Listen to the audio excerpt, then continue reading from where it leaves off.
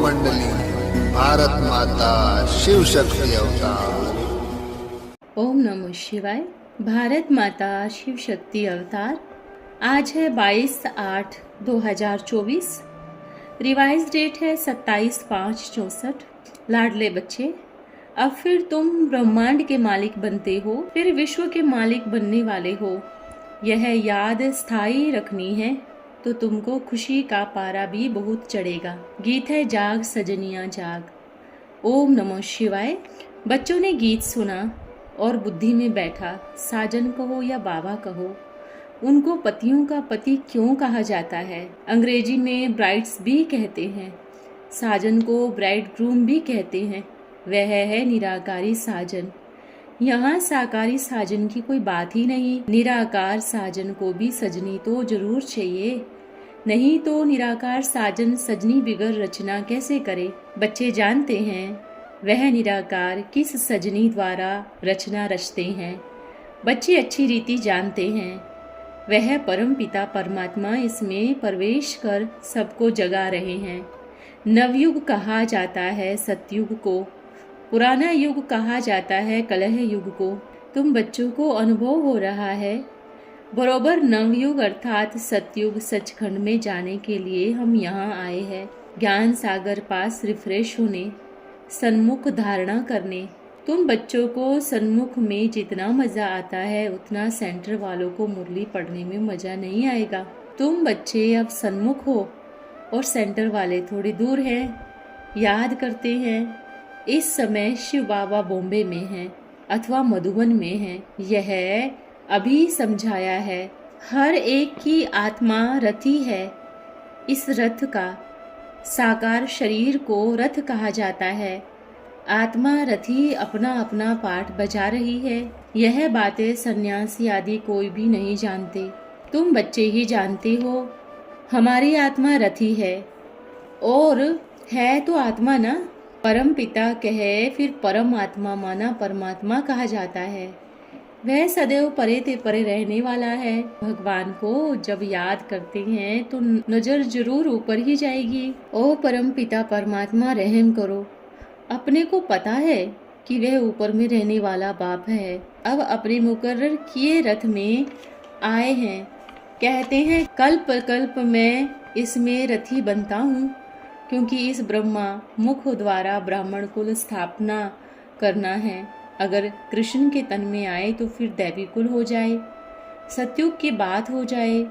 कृष्ण का शरीर सतयुग में होता है। बच्चे समझते हैं हमको बेहद का बाप बैठ तीनों कालों का ज्ञान दे त्रिकालदर्शी बना रहे हैं। ड्रामा के आदि मध्य अंत का राज बता रहे हैं। जो जो घड़ी बीत चुकी फिर हूबहू वही रिपीट होगी। जैसे लक्ष्मी नारायण का राज्य था फिर रिपीट होगा। क्राइस्ट को भी अपना पार्ट रिपीट करना है, फिर उस ही नाम रूप देश काल में आना है। बाप कहते हैं मैं भी अपना निराकार रूप बदल अब साकार में आया हूँ। जरूर मनुष्य तन में आएंगे तब तो सुनाएंगे ना, गधे घोड़े में थोड़ी ही आएंगे। शास्त्रों में तो कछमछ अवतार लिख दिया है। सर्वव्यापी के ज्ञान से मनुष्यों ने समझ लिया है कि वह सब में प्रवेश है। अब बाबा स्वयं समझाते हैं सजनिया मैं आया हूँ तुमको जगाने के लिए, नई दुनिया स्थापन करने। जो सतयुग में था वह अब रिपीट होगा। अब नवयुग आना है। दुनिया तो समझती है नवयुग आने में अजून 40,000 वर्ष पड़े हैं। यह मनुष्यों की भूल है। तुम बच्चे अब निश्चय बुद्धि हो गए। यह सब बातें हैं बिल्कुल नई। नई दुनिया के लिए जरूर नया ज्ञान देना पड़े। सतयुग में ही देवताएं होंगे और धर्मों का वहाँ पता ही नहीं रहेगा। अभी और सभी पुराने धर्म हैं। नया देवी देवताओं का गुम हो गया, फिर उस नए धर्म की स्थापना होती है। देवताओं के कुछ न कुछ चित्र हैं। समझते हैं सतयुग में बरोबर राज्य करते थे। वहाँ तुमको यह पता नहीं रहेगा कि लक्ष्मी नारायण के राज्य के बाद कोई राम का राज्य होने वाला है। नहीं, कुछ भी नहीं पता पड़ेगा। जो होता जाएगा वह तुम देखते जाएंगे। जैसे कहते हैं ना, Edward the first, Edward the second, third number वाले को मालूम रहेगा कि फर्स्ट सेकेंड एडवर्ड होके गए, आगे क्या होगा वह नहीं जानेंगे। ऐसे भी ड्रामा का पार्ट इमर्ज होता रहेगा। यह ड्रामा की नॉलेज बाबा ही बैठ बतलाते हैं। वह है भक्ति मार्ग, यह है ज्ञान मार्ग, बिल्कुल नई। अभी तुम बच्चे जानते हो सतयुग में इतना समय राज्य होगा, फिर त्रेता में राम सीता राज्य करेंगे। बच्चों को वह सीनरियाँ देखने में आती है, तो जानते हो हमने 84 जन्मों का पाठ बजाया है। यह नॉलेज बुद्धि में है, यह है नई बातें। बाबा तो कहते हैं मैं कल्प के संगम युग पर आता हूँ। पुराने युग और नए युग के बीच को संगम युग कहा जाता है। इस संगम पर ही परम पिता परमात्मा आए रथी बना है। हम रथियों आत्माओं को ले जाने आया है। हम आत्माएं भी रथी है ना। अपने को आत्मा समझना है। तुम बच्चे घड़ी घड़ी यह भूल जाते हो। हम आत्माओं ने 84 जन्मों का पाठ बजाया है। अब बाबा आए हैं, हमको सारा राज समझाते हैं। पतित से आप समान पावन बनाते हैं। यह बेहद का एक ही बाप है जो बच्चों को आप समान बनाते हैं। लौकिक बाप कभी बच्चों को आप समान नहीं बनाते। एक ही बाप के बच्चे, कोई वांडा होगा, कोई सर्जन होगा, कोई इंजीनियर होगा।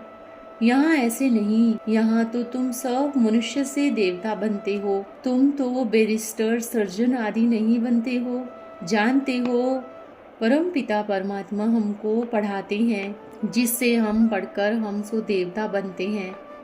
हर एक ऐसे कहेंगे, ऐसा स्कूल कहाँ भी नहीं होगा जो सब कहे कि हम सो देवता पद प्राप्त करने पढ़ रहे हैं।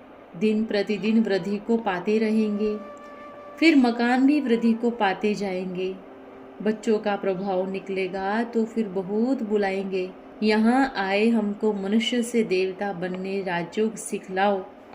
फिर वृद्धि होती जाएगी। बाप फिर भी बच्चों को कहते हैं रात को अथवा अमृत वेले जागो, इसमें बहुत कमाई है।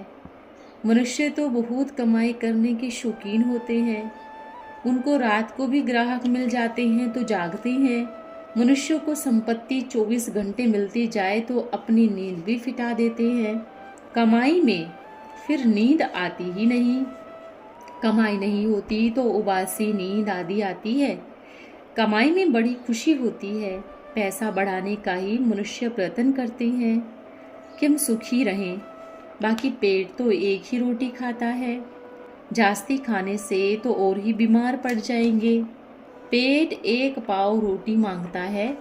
तुम बच्चों को इस दुनिया में ममत्व नहीं रखना है। पेट सुखाला मिलता रहे बस। ऐसे नहीं जास्ती लोभ में जाएं और उसमें बुद्धि योग भागता रहे, उस अविनाशी कमाई से वंचित हो जाएं। नहीं, इस कमाई का बहुत बहुत ख्याल करना है। तुम्हारी कमाई सेकंड बाई सेकंड है। अगर चलते फिरते बाप को याद करो तो बहुत सहज। कमाई बहुत भारी है और कमाइयाँ ऐसे चलते फिरते उठते बैठते भी होती है। यह वंडरफुल कमाई है। इंडिपेंडेंट अपने लिए कमाई करते हैं। लौकिक बाप को बच्चों का ख्याल रहता है, बच्चे सुखी रहे, खाते रहे। इसमें बाल बच्चों का ख्याल नहीं रहता। अपने लिए 21 जन्मों की कमाई करे, कैसा मज़े का ज्ञान है। हर एक बच्चे को अपने लिए कमाई करनी है। बाल बच्चों, मित्र, संबंधी आदि किसको भी याद नहीं करना है। इस देह को भी याद नहीं करना है।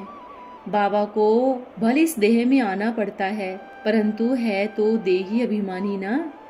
इस समय देह में आते हैं, आकर तुम आत्माओं को नॉलेज देते हैं अथवा सहज कमाई का रास्ता बताते हैं। अगर तुम प्रैक्टिस करते रहो तो तुम बहुत कमाई कर सकते हो। बाबा भी प्रैक्टिस करते हैं। बाप को याद करने की हेर पड़ गई। अपने को भूल शिव बाबा ही याद रहता है, क्योंकि शिव बाबा की इसमें प्रवेशता है ना। यह बाबा ब्रह्मा समझते हैं, मैं ब्रह्मांड का मालिक हूँ। लौकिक बाप के बच्चों को रहता है ना, हम बाप की मिल्कियत का हकदार है। तो तुम भी विश्व के मालिक बनते हो ना। राजा चाहे प्रजा, यह तो सब समझते हैं। हम स्वर्ग के मालिक हैं। ऐसा पुरुषार्थ करना है जैसे बाबा को नशा रहता है। हम ब्रह्मांड के मालिक हैं। अभी जैसे कि जान गए हैं हम विश्व के मालिक हैं। यह समझने की भी खुशी का पारा बहुत अच्छा चढ़ा रहेगा। गाया भी जाता है, अतीन्द्रिय सुख गोपी वल्लभ की गोप गोपियों से पूछो। ऐसे नहीं, गोपी वल्लभ से पूछो। वल्लभ बाप को कहा जाता है। वल्लभ को तो विश्व के मालिक बने का सुख तो पाना नहीं है। बाबा कितना बच्चों को उठाते हैं, यह कहते हैं मैं भी अपने को ब्रह्मांड का मालिक समझता हूँ। सारी दुनिया में यह कोई समझ न सके मैं ब्रह्मांड का मालिक हूँ। ऐसे नहीं ब्रह्म में लीन हो जाऊंगा। कहाँ लीन हो जाना, कहाँ ब्रह्मांड का मालिक अपने को समझना, बहुत फर्क है। तुम जानते हो बाबा हमको विश्व का मालिक बनाते हैं। खुद बाप समझाते हैं, सजनियाँ जागो, हर एक बात तुमको नई ते नई समझाता हूँ। बुढ़ियों के लिए यह भी तो बहुत सहज है। यह तो निश्चय करना चाहिए बाप है, बाप के सिवा यह कोई समझा नहीं सके। दिल में सब नोट करना चाहिए, स्टूल में लिखने की दरकार नहीं। बाकी हाँ, यह नोट्स लेते हैं तो स्मृति में रखने के लिए, फिर यह काम में नहीं आएंगे। बैरिस्टर के पास यह बहुत किताबें आदि रहती हैं। शरीर छोटा, खल्लास, पता नहीं दूसरे जन्म में क्या बनेंगे। तुम बच्चों की तो एक ही पढ़ाई है। तुम जानते हो ब्रह्मांड का मालिक हमको ब्रह्मांड और विश्व का मालिक बनाते हैं। खुशी का पारा क्यों नहीं चढ़ता? बाबा ने समझाया है घर में अपने को रिफ्रेश करना चाहिए। मनुष्य समझते हैं ज्ञान में जाने से हमको घाटा पड़ा है। यह क्यों? अरे यह घाटा तो पुरानी दुनिया में ही है। आज कोई वजीर है, कल को कोई ने शूट किया तो खेल खल्लास। सबको घाटा पड़ता ही रहता है। किसकी दबी रहेगी धूल में, किसकी राजा खाए, सबको घाटा है। सिर्फ तुम बच्चों को भविष्य के लिए सदैव फायदा है, सो भी 21 जन्मों के लिए, बाकी सब घाटे में हैं। यह तो सब रूने के पानी मिसल खड़े हैं। उनको पता नहीं यह सब कुछ मिट्टी में मिल जाने वाला है। सब कब्र दाखिल अथवा भस्मीभूत हुए पड़े हैं। यह तुम ही जानते हो। तुम्हारे में भी जो बहुत होशियार हैं उनको पता है कि यह दुनिया जैसे मरी पड़ी है। सब कब्र दाखिल हो जाएंगे। यादव कौरव सब कब्र दाखिल हुए थे। बाकी पांडवों की विजय हुई, विश्व पर अर्थात नई दुनिया पर विजय पाई। क्योंकि तुम पांडव ईश्वर को जानते हो, उनसे प्रीत रखते हो। जितना जो प्रीत रखते हैं, जितना याद करते हैं, उतनी कमाई करते हैं। याद से कमाई होती है। ऐसा कब सुना? भारत का प्राचीन योग बहुत नामी ग्रामी है। यह बाबा भी नहीं जानता था। अब सब बातों की रोशनी आ गई है बुद्धि में। बाप कहते हैं यह सृष्टि के आदि मध्य अंत का ज्ञान जो अब तुमको सुनाता हूँ सतयुग में नहीं रहेगा। वहाँ तो तुम्हारी प्रारब्ध का सुख का पाठ है। जो कल्प पहले चला था वही चलेगा। यह ज्ञान भी बाप एक ही बार आकर देते हैं, अंत तक देते रहेंगे। तुम भल कहाँ भी हो, शरीर छूटे परंतु शिव बाबा याद हो और ज्ञान अमृत मुख में हो। सुदर्शन चक्र याद हो तब प्राण तन से निकले। कहाँ वह भक्ति मार्ग की कहावत, कहाँ यह ज्ञान मार्ग की बातें। शिव बाबा की याद हो तो त्रिकालदर्शीपन का ज्ञान हो। वह सुदर्शन चक्रधारी बुद्धि में याद हो तब प्राण तन से मनुष्य जब मरने पर होते हैं तो हाथ में माला देते हैं, कहते हैं राम राम कहो तो अंत में सदगति हो जाएगी। परंतु राम है कौन, कहाँ है, कुछ भी नहीं जानते। कोई अपने गुरु को याद करते हैं, कोई हनुमान को याद करते हैं। अनेकों को याद करना, इसको भक्ति मार्ग कहा जाता है। अभी तुम एक को याद करते हो, वह तुमको यह ज्ञान देते हैं। यह नॉलेज और कोई भी नहीं जानते। जबकि नंबर 1 लक्ष्मी नारायण जो अब 84 जन्म में हैं, इनको ही भूल गया है। इनको ही सृष्टि के आदि मध्यांत का ज्ञान नहीं। तो उनका जो मनुष्य सृष्टि का सीजरा है तो उनको फिर कहाँ से मिलेगा। कोई में भी यह नॉलेज होती तो सीखते जानते होते, तो लिखते कल्प 5000 वर्ष का है। मनुष्य की तो अनेक मत है, यहाँ तो एक ही बाप समझाते हैं। कल्प में 4 युग है। जगन्नाथपुरी में चावल की हुंडी में भी 4 भाग हो जाते हैं। यह दृष्टांत मात्र है। बरोबर 4 भाग है भी इक्वल हर एक युग को 1250 वर्ष देते हैं। तुम बच्चे अभी सब कुछ यथार्थ रीति जानते हो। अच्छा प्यारे बच्चों को बाप दादा का नमस्ते याद प्यार। हम रूहानी बच्चों की रूहानी प्यारे माता पिता बाप दादा को वरदान है, सर्वस्व त्यागी भव। ब्राह्मणों का मुख्य संस्कार है सर्वस्व त्यागी। सर्वस्व त्याग अर्थात अपना देह भान का भी त्याग, दूसरों का अवगुणों को न देखना, यह भी त्याग। इससे सरलता सहनशीलता आपे ही आएगी। सर्वस्व त्यागी होने से सर्वगुण आ जाते हैं। ओम नमः शिवाय। प्यारे बाबा को धन्यवाद।